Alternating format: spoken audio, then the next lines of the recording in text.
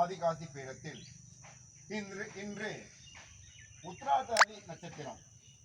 இந்த உத்திராட்டாதி நட்சத்திரத்தினுடைய மரம் வேப்ப மரம்.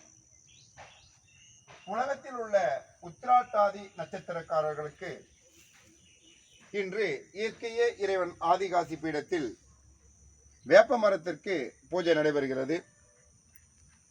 உலகத்தில் உள்ள அனைத்து உத்திராட்டாதி நட்சத்திரக்காரர்கள் அவர்களும் அவர்களுடைய குடும்பமும் மேன்மேலும் வளர இயற்கையே இறைவன் ஆதிகாசி பீடத்தில் வேப்ப மரத்திற்கு பூஜை நடைபெறுகிறது.